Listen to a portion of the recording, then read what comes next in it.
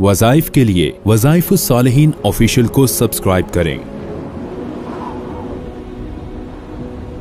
वज़ाइफुस्सालिहीन official.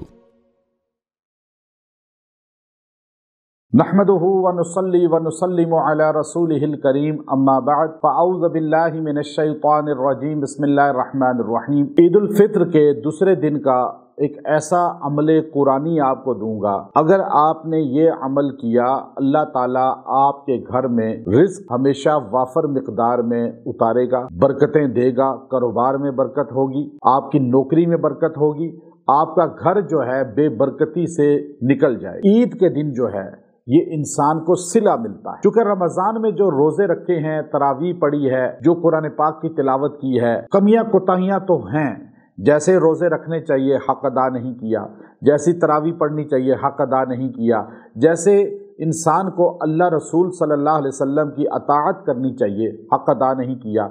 लेकिन अल्लाह के हुज़ूर आप ये इजहार करें कि या अल्लाह मुझसे बहुत कोताही हुई है, गलती हुई है, तो मैं माफ़ी चाहता हूँ, बस तू मुझसे अपनी रहमत से मेरी इबादत को कबूल फरमा। एक तो दिल में ये चीज़ होनी चाहिए और इबादत उसी तरह करते रहना चाहिए जैसे रमज़ान में की। ये नहीं कि मसाजिद वीरान हो जाएं, नमाजी नमाज छोड़ दें, कुरान पाक की तिलावत ख़त्म हो जाए।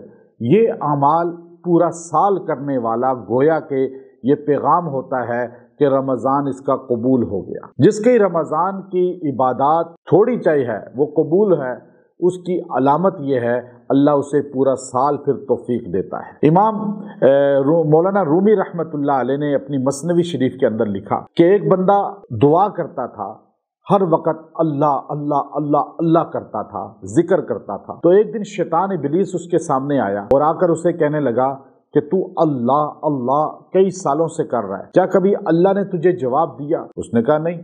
कहा अल्लाह सुन रहा है, देख रहा है, जब तू ये कहता है तो तेरा अल्लाह जवाब क्यों नहीं देता? पता ये चला कि तेरा अल्लाह करना मकबूल नहीं, कबूल नहीं। वो अनपढ़ आदमी था, वो समझ नहीं सका शैतान का धोखा। जैसे आज मीडिया पे बहुत से लोग हमारे अहले सुन्नत वल जमात मुसलमानों को गुमराह कर देते हैं और उनको जो है अकीदा ख़राब कर देते हैं इस तरह की बातें करके, तो वो भी गुमराह हो गया थोड़ी देर के लिए और उसने अल्लाह अल्लाह कहना छोड़ दिया। तो ख्वाब में उसे ज़ियारत हुई अल्लाह रब्बुल इज़्ज़त की। अल्लाह ने कहा मेरे बंदे तूने मेरा नाम लेना क्यों छोड़ दिया? उसने कहा आप जवाब जो नहीं देते तो आपकी तरफ से कोई जवाब नहीं। अल्लाह ने फरमाया मेरे बंदे एक बार अल्लाह कहकर दूसरी बार अल्लाह की तौफीक मिलना ये मेरी तरफ से जवाब है और पिछली अल्लाह की मकबूलियत कबूलियत की अलामत है। तो पता चला मौलाना रूम फरमाते हैं एक नमाज के बाद दूसरी नमाज, एक रोज़े के बाद दूसरा रोज़ा, एक जुम्मे के बाद दूसरा जुम्मा, एक कुरान की तिलावत के बाद दूसरे कुरान पाक की तिलावत का मौका मिलना ये पिछले इबादत की कबूलियत की दलील हो। तो अब आपने लपेट कर गुलाफ़े का खाना कुरान पाक और आपने मुसल्ला रख नहीं देना और इस दिन आप ये अमल कर लें।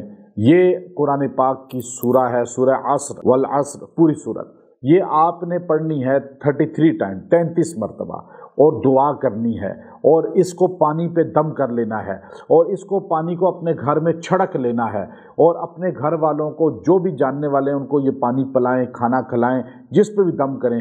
ये इंशाअल्लाह आपके घर में रिस्क भी वाफर मिक़दार में पूरा साल आएगा, रिस्क की भी कमी नहीं होगी, पैसे की कमी भी नहीं होगी और बेबरकती भी घर में नहीं रहेगी। ये मुख्तसर लेकिन जामे अमल है। व आखिरु दावाना अनिल हम्दुलिल्लाहि रब्बिल आलमीन।